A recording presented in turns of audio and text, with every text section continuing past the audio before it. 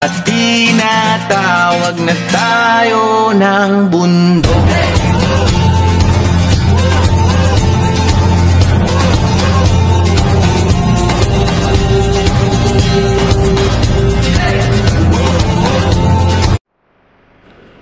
It's another magandang morning adventure mga katropa, and we're finally here in Barangay Poblacion, Bacon, Benguet. We left Manila yesterday at exactly 9:51 p.m. October 18, Friday, and arrived as early as 9:12 a.m. today, Saturday, October 19, dito sa aming drop-off. So it's like 12 hours kami nagta-travel including stopovers. This joiners tour is a 2 days 1 night camp with a total of 22 members. Mga veterano na sa akyatan yung mga ibang hikers na kasama ko dito. And definitely, we're gonna go to the summit of Mount Kabunyan.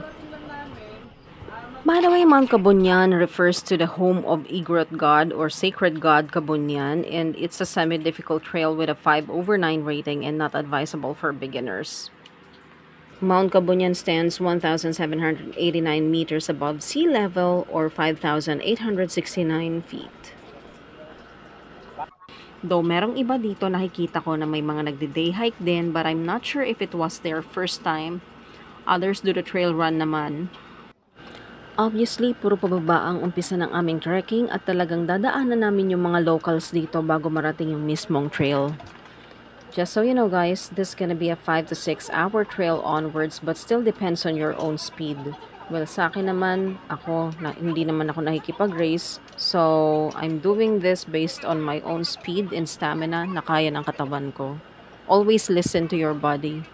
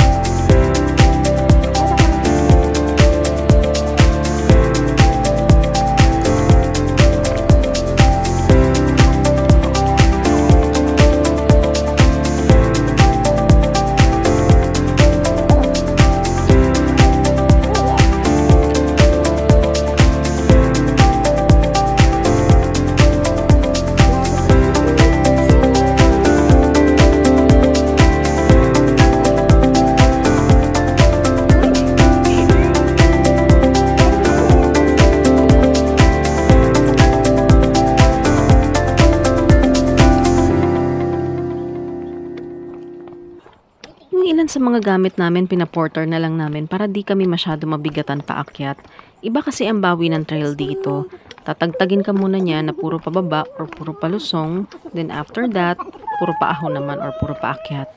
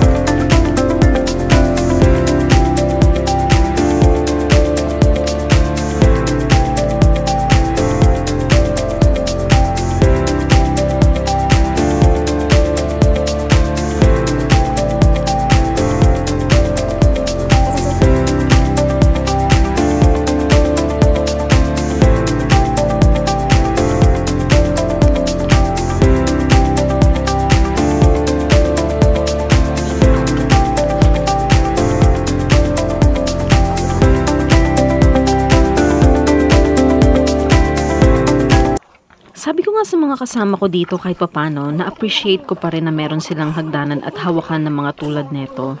Kasi sa ibang bundok na na-experience ko, kung minsan lubid, baging, sanga, or nakatumbang punong kahoy lang yung hahawakan mo para umahon or bumaba.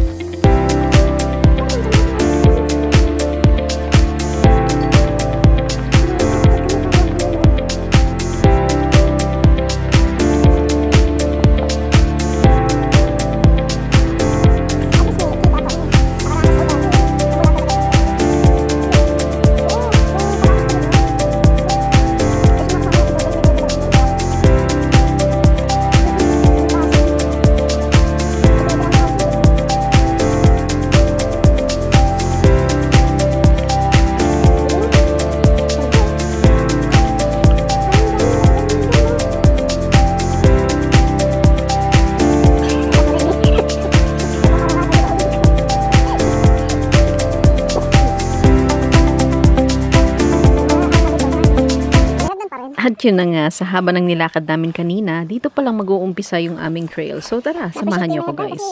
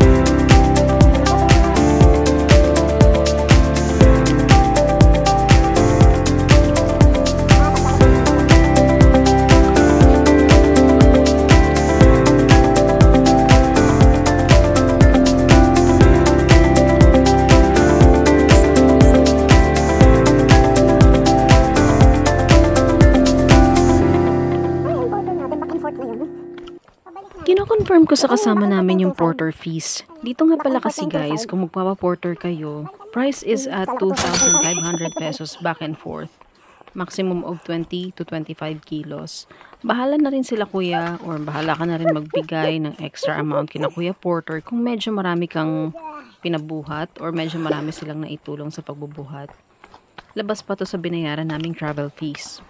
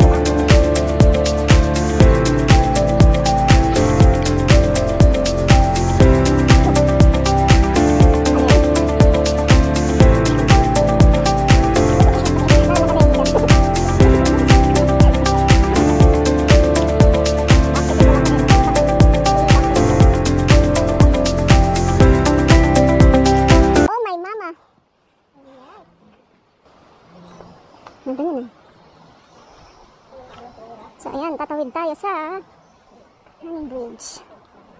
London Bridge.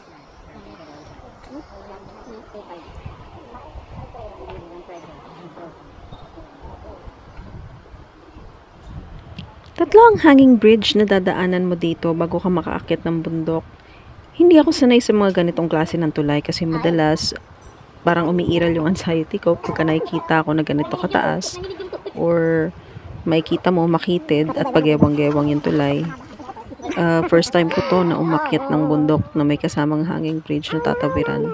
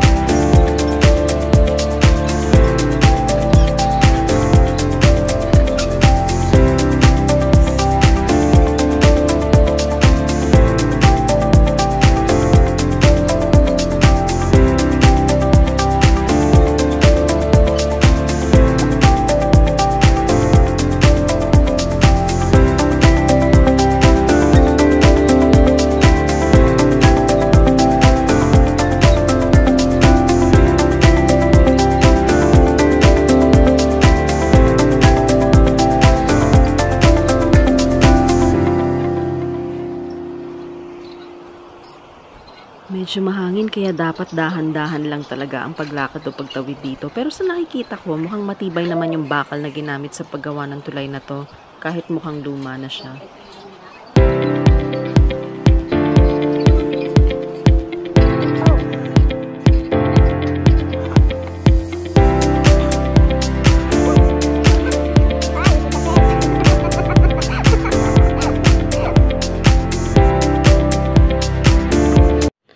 Sa part na to, malapit sa Station 7, matatanaw yung iba pang part ng bundok na may falls at ilog. May ibang part din ng bundok na napansin kong kinakwari nila. From afar, paminsan-minsan naririnig namin yung malakas na putok ng dinamita galing sa quarry. Medyo nakakalungkot. By the way, they said na may 14 stations daw dito sa bundok na to, pero konti lang yung marker na nakikita ko. Yung iba kasi nasa bato, yung iba naman nasa mga punong kahoy.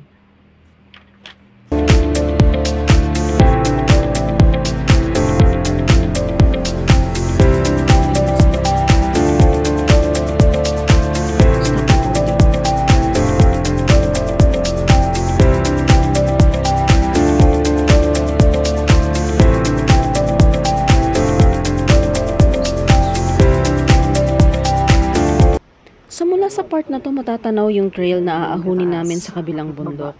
Medyo nagpahinga lang kami sa mga oras na to.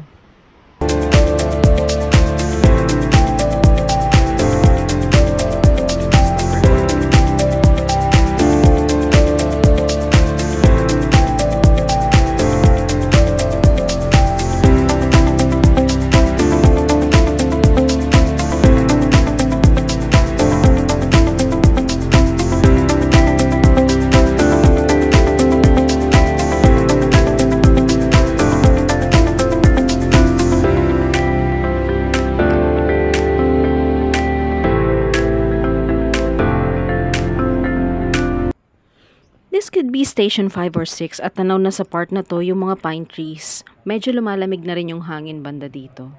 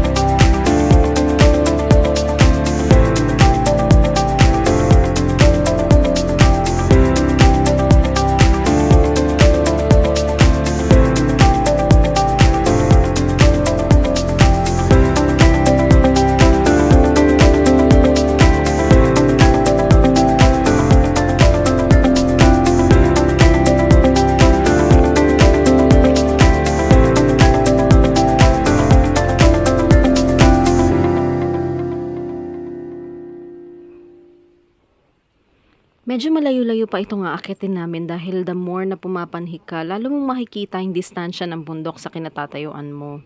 Nakakatuwa lang na hanggang dito sa mga part na to, may mga bakal pa rin na hawakan for safety.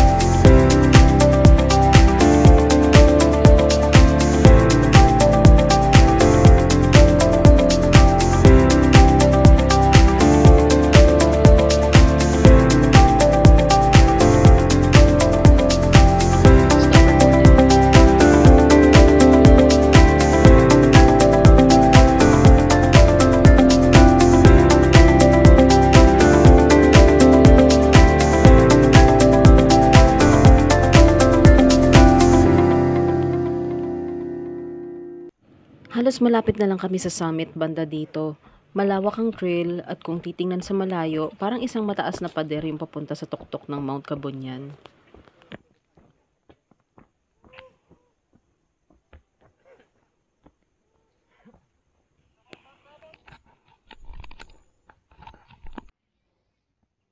So ganito ang itsura ng summit. Halos 4 PM na ata ng hapon nung makarating kami dito.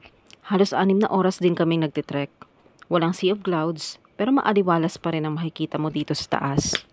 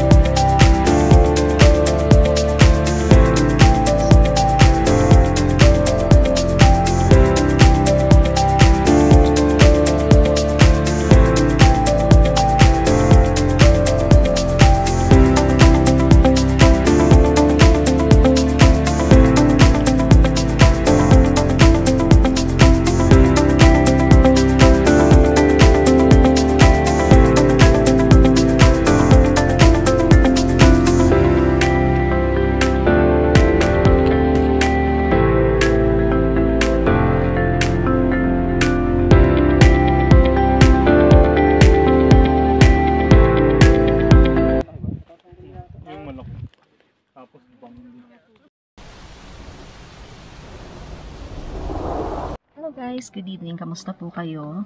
And it's me, Steps and Escapes, for my vlog for today's video. And just so you know, I'm here and we're doing camping here in Mount Kabunyan, Benguet.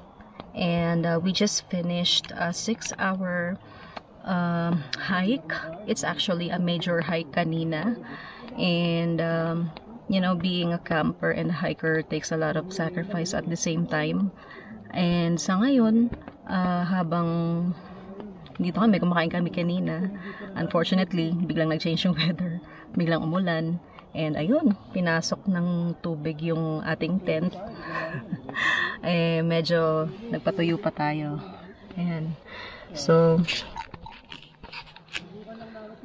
medyo nakikita nyo sa screen or sa video, basa pa yung sahig natin. Ayan. At magulo pa ang aking mga things.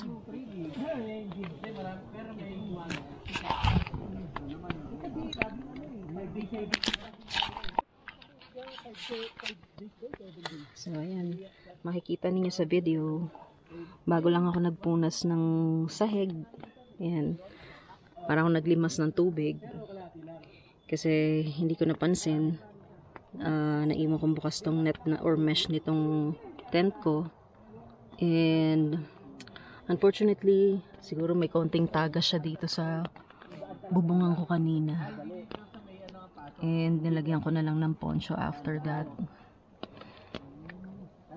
So, yan, ang gulo po ng mga gamit. At it looks like pati dito sa ilalim ng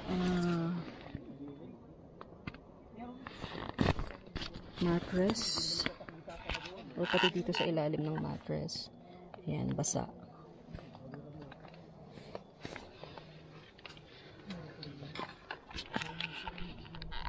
Ayun, well, this is just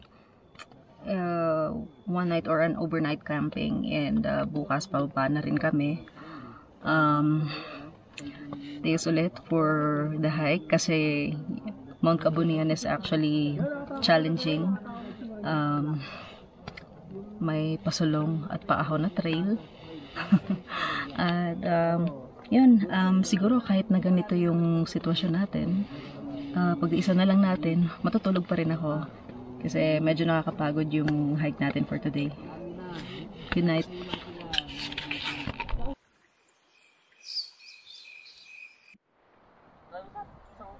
Good morning guys, it's a fresh new start at baliwala yung mga nangyari kahapon kung ganito ba naman kaganda yung makikita mo sa paligid.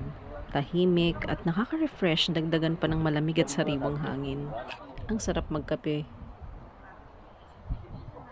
Medyo na-bother lang ako kagabi kasi akala ko lalakas pa yung ulan, pero salamat naman at gumanda na yung panahon ngayon.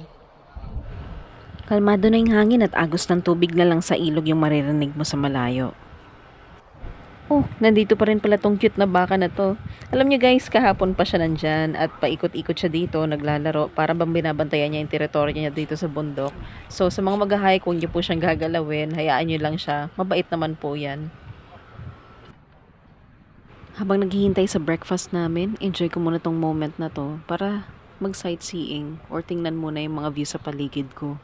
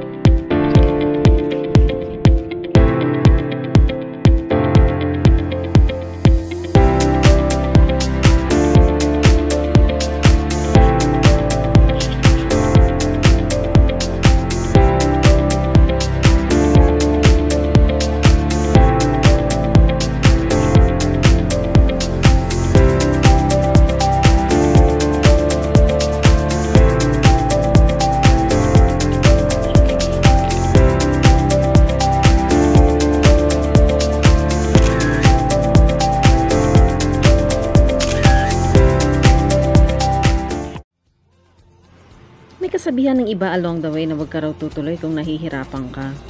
Kung masama ang panahon, o kaya naman natatakot ka. Ganda, no? Pero paano mo makikita ang mga mas magagandang bagay na tulad nito kung hindi mo naman susubukang puntahan o abutin? Tinatawag na tayo ng bundok.